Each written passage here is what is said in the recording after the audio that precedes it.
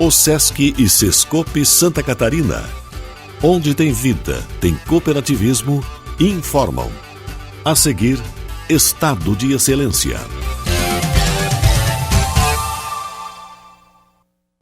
Com apoio da OSESC, FECOAGRO, FIESC, ENGIE, FAESC e Cicobi, começa agora mais uma edição do Estado de Excelência.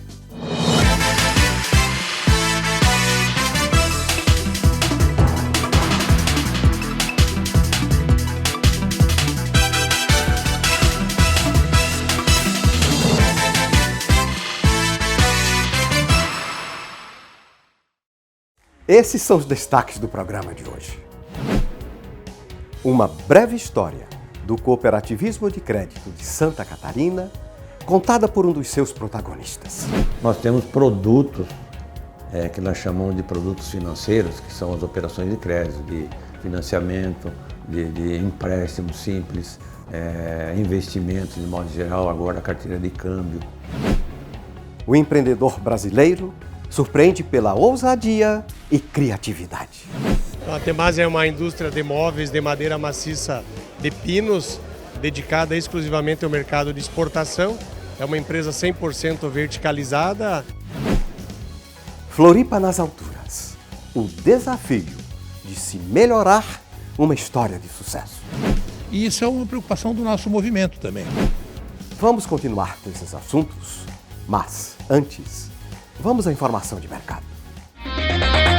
Mercado. Oferecimento FAESC, a Federação da Agricultura e Pecuária de Santa Catarina.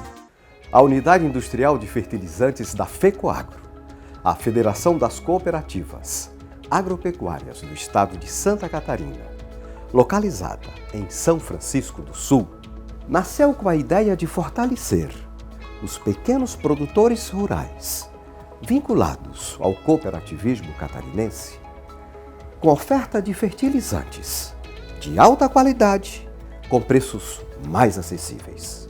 Criada em 2002, a unidade produz, atualmente, 500 mil toneladas ano, mas tem capacidade para produzir 700 mil toneladas ano.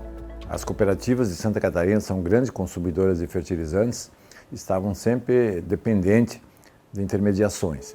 Então, na liderança de Auribo Danese, se pensou em fazer uma indústria, uma fábrica que pudesse processar o fertilizante, fazer a mistura do fertilizante das matérias-primas importadas para atender os agricultores através das cooperativas. O objetivo principal era o abastecimento dos agricultores, mas, por outro lado, também um regulador de preços, porque com a adesão da FECOAGRO na indústria de fertilizantes, a gente conseguiu regular o preço e hoje o mercado em Santa Catarina parte a partir dos preços da FECOAGRO.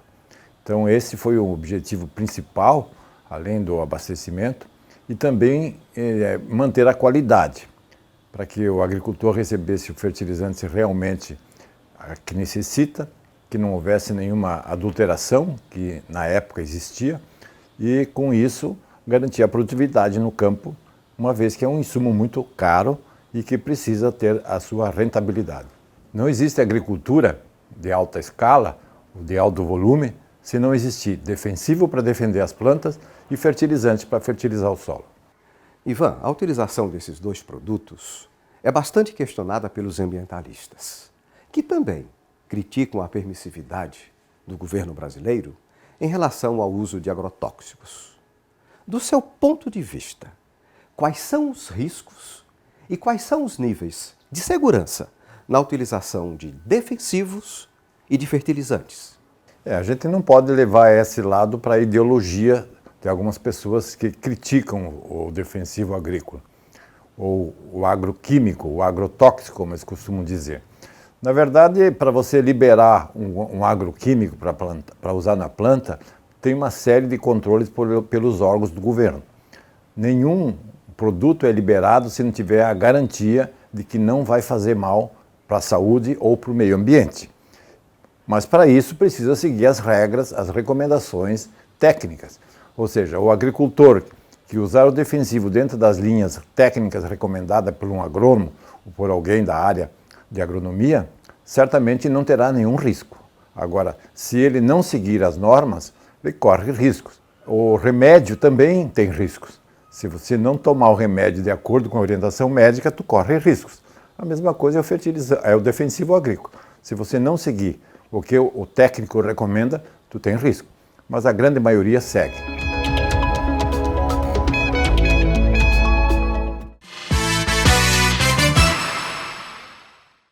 O empreendedor brasileiro surpreende pela ousadia e criatividade, com uma estratégia de negócios totalmente voltada para o mercado externo. A Temasa, de Caçador, o município do meio-oeste catarinense, faz sucesso com sua linha de imóveis do It Yourself. Faça você mesmo. A Temasa é uma indústria de móveis de madeira maciça de pinos, dedicada exclusivamente ao mercado de exportação. É uma empresa 100% verticalizada. Nós plantamos, colhemos, serramos, secamos e transformamos a madeira de pinos em produtos que são exportados para os 4 cantos do mundo. A nossa empresa nasceu em 1990 e o nicho de mercado nosso é o mercado de monte você mesmo, do It Yourself. Especificamente pequenos móveis que na ponta são vendidos dentro do conceito de preços mágicos, R$19,90, R$29,90.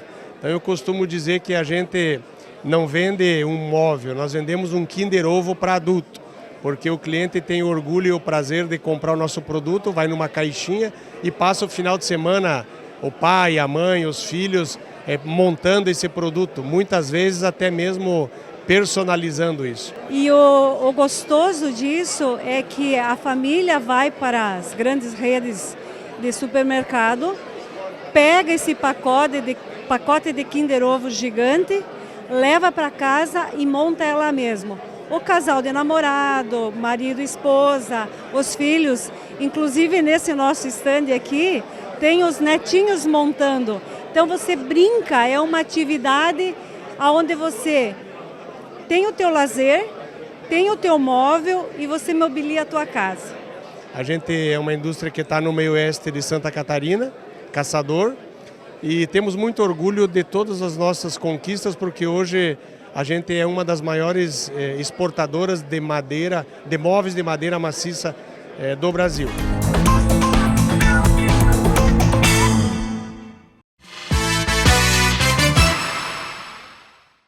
Floripa nas alturas. Os desafios para se melhorar uma história de sucesso. Com a participação de lideranças empresariais, profissionais liberais, jornalistas, formadores de opinião e dirigentes de entidades comunitárias, o movimento Floripa Sustentável realizou um almoço estratégico que contou com a palestra do jornalista Raul Lores, dono do canal no YouTube, São Paulo nas Alturas. É um evento que a gente aproveitou para fazer um convite ao Raul Lores, é um jornalista, especialista em cidades, escritor, e que tem também um programa no YouTube lá em São Paulo nas Alturas. Se interessou por Florianópolis, fez 4 vídeos aqui sobre a nossa cidade, e o último deles é essa questão do que melhorar uma cidade já com bons índices, né? E isso é uma preocupação do nosso movimento também. Nós, do Floripa Sustentável, trabalhamos em 4 eixos fundamentais, que agora até incluímos um 5º, além do desenvolvimento sustentável do meio ambiente, do desenvolvimento econômico, do desenvolvimento social, do desenvolvimento urbanístico, incluímos o desenvolvimento de tecnologia e inovação, que está permeando todas as coisas aqui na cidade. Então hoje também nós vamos apresentar quais são os temas, as pautas que nós vamos desenvolver no ano que vem, né? No sentido de fazer com que a gente pense Florianópolis, dialogue com os poderes e dentro daquelas prioridades que a gente se colocou, né? Há uma grande história de sucesso aqui, que eu acho que todo Floriper tem consciência. A população dobrou de tamanho em 20 anos, está atraindo gente com talento, com alta renda do Brasil inteiro. Então, ao contrário de outras cidades que incham, mas sem aumentar a renda, aqui se aumentou. e a cidade melhorou muito. Agora tem que melhorar mais ainda. A gente sabe que tem um gargalo de mobilidade muito sério em Floripa. A gente sabe que há um outro gargalo, e que tem muito a ver com mobilidade, que é de habitação com preços mais acessíveis, porque não adianta ter uma cidade ótima onde só a classe alta possa morar, até porque a classe alta não vive sozinha, ela precisa de diversos serviços. E se todo mundo que trabalha em Floripa tiver que morar nas cidades além ponte, vocês vão ter um trânsito muito intenso, afetando o clima, a qualidade do ar e tudo mais. E Floripa virou uma cidade tecnológica nos últimos anos, não é mais a cidade só do turismo. O turismo tem que ser mantido, mas a gente tem que pensar também nesse trabalhador tecnológico. Hoje é uma disputa global entre as cidades. Você cria uma startup, um unicórnio bilionário em São Francisco, e esse jovem de 30 anos, que pode ser americano, indiano ou chinês, ele vai escolher qual vai ser a filial latino-americana, a filial asiática, a filial na América do Sul. E Floripa vai ter que disputar com Rio, com São Paulo, com Recife e tantas outras cidades. Florianópolis é uma cidade especial e que tem pressa em tudo que ela faz. Nosso objetivo enquanto gestor público é aumentar a velocidade na transformação da cidade. Transformação com responsabilidade, com sustentabilidade, incluindo as pessoas que precisam ser incluídas, mas sem dúvida projetando e executando, construindo a cidade do futuro. A cidade que a gente quer para os nossos filhos e para os nossos netos.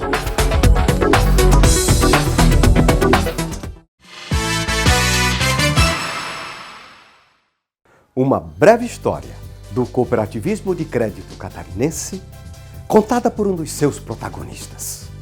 Rui Schneider da Silva, presidente do Sicoob Central, Santa Catarina, Rio Grande do Sul. Rui, como nasceu o cooperativismo de crédito em Santa Catarina e quais foram os principais desafios para a implantação da central? Em 1980 em diante, o Banco Central aceitou que as cooperativas se transformassem em cooperativa de crédito. Até então só tínhamos cooperativa de produção, cooperativa de consumo, cooperativa de diversos tipos, mas não tínhamos de crédito.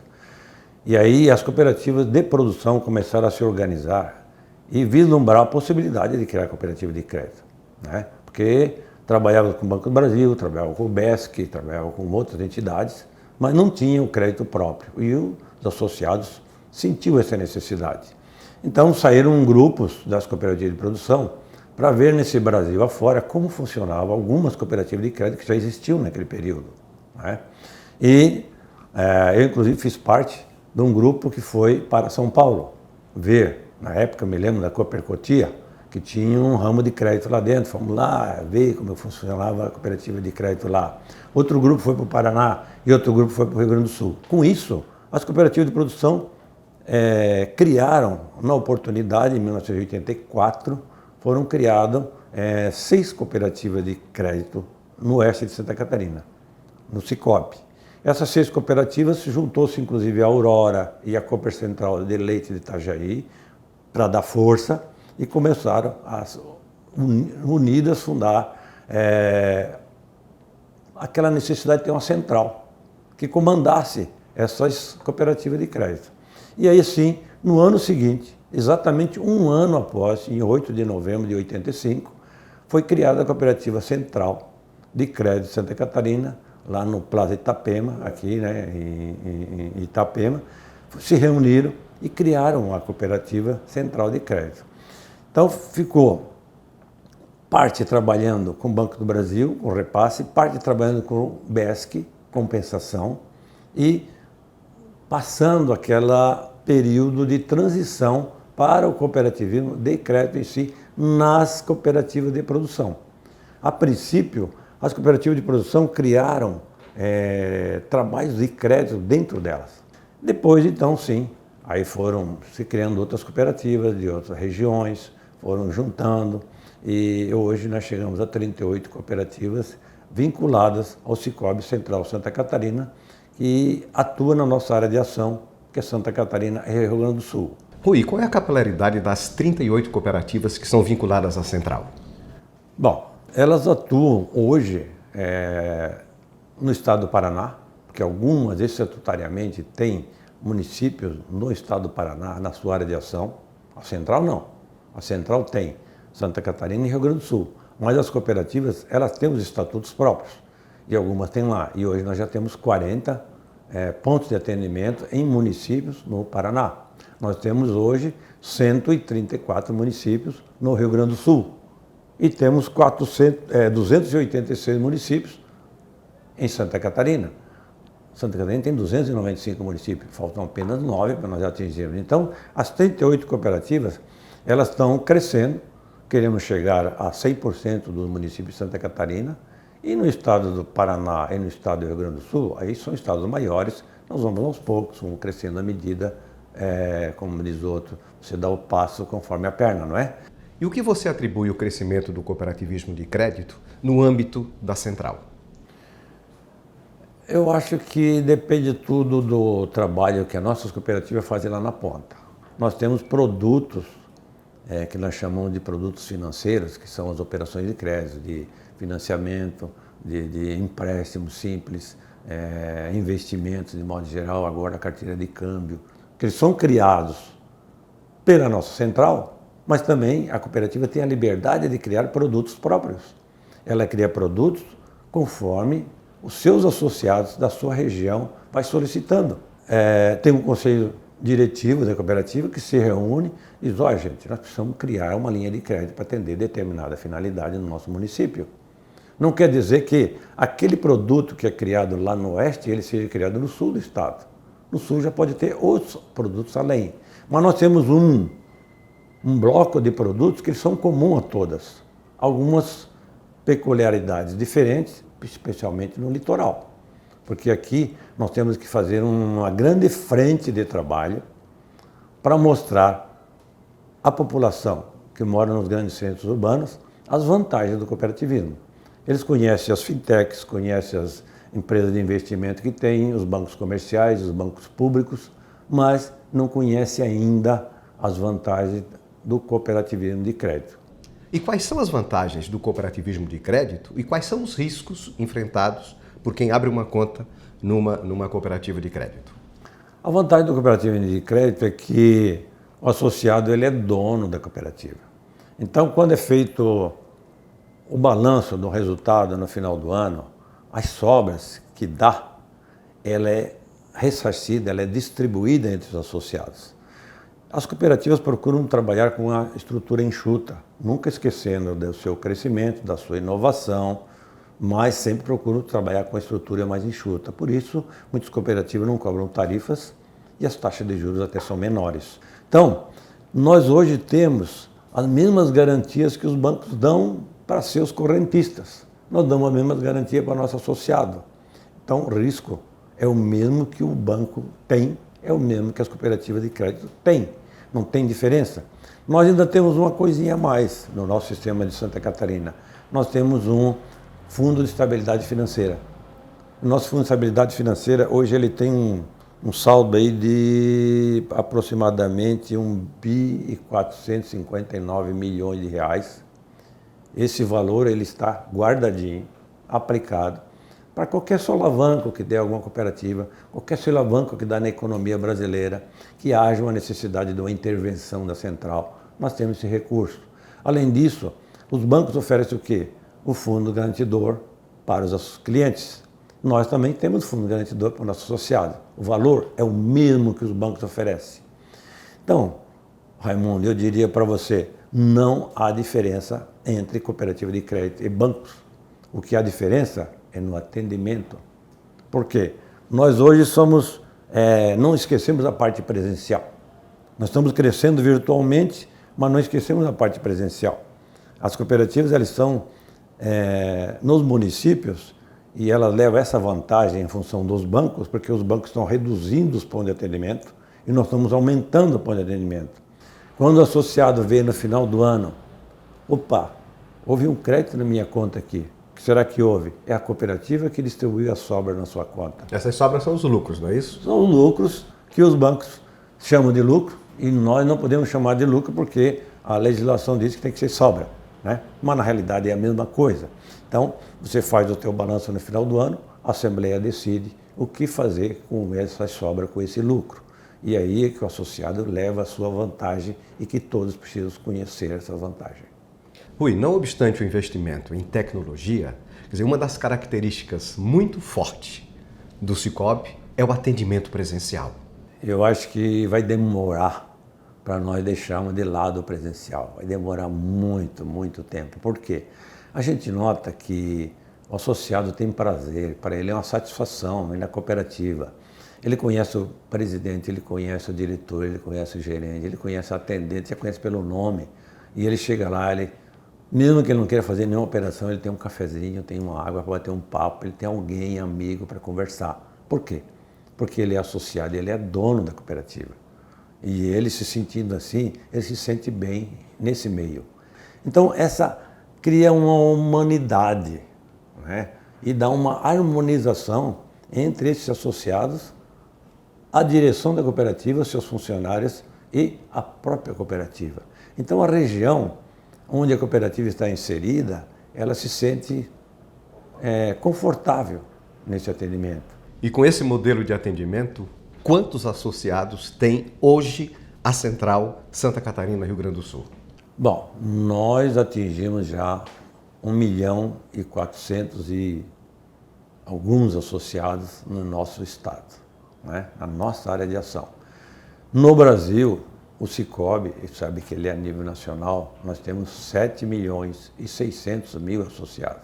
Esse contingente de associados que geram aí ativos no nosso estado em torno de 45, 46 bilhões de reais, e nós temos a nível nacional ativos que chegam a 267, 268 bilhões de reais.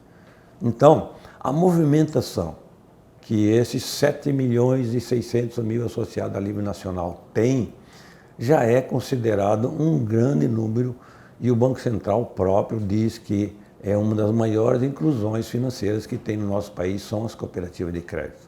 Por isso que eles cada vez estimulam mais, né?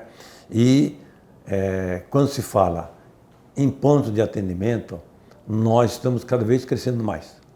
Nós estamos presentes em mais de 2.400 municípios no Brasil, sendo que desses aí, em torno de 230, 240, só existe o Cicobi. Não existe outra instituição financeira no Brasil. Então, a inclusão que nós estamos fazendo, ela é a olhos vistos, ela é crescente. E aí as cooperativas têm que se sobressair. Elas têm que mostrar trabalho, elas têm que mostrar serviço. E esse atendimento que nós temos, presencial, é o que faz a diferença. Bom, você tem uma experiência muito grande com o cooperativismo que é praticado na Europa. Você tem um intercâmbio com os principais dirigentes europeus, e lá a realidade ela é um pouco diferente da realidade brasileira. O que você projeta para o futuro do cooperativismo de crédito, baseado no que você conhece já na Europa? Eu vejo, posso estar muito enganado, mas eu vejo que o cooperativismo europeu ele estagnou, né? Por quê? Ele não fez o que o brasileiro está fazendo. No Brasil, nós estamos trabalhando com as crianças, com os jovens, né, os adolescentes e as pessoas que estão começando as suas atividades. E lá na Europa, não. O europeu ele está envelhecendo. Teve um depoimento próprio no Crédit Agricole, na França. Nós tivemos uma palestra lá com o presidente do banco e ele disse assim, uma coisa que nós temos que aprender com vocês é sobre o atendimento que vocês fazem ainda à classe desde criança, de jovem, adolescente e tudo mais, vocês vão fazendo esse trabalho. Então nós temos hoje as nossas cartilhas infantis que a gente prega nas escolas. A gente tem um trabalho junto aos escoteiros que trabalham com jovens, né? Nós procuramos incentivar bastante. E todos os eventos onde tem a juventude, a gente está procurando chegar. Lógico, Raimundo, que para você chegar a tudo isso, você precisa de um investimento alto, né? Investimento em publicidade, investimento em trabalho com pessoal. e tudo mais. Então a gente tem que ir aos poucos, mas a gente vê que nós estamos no caminho certo.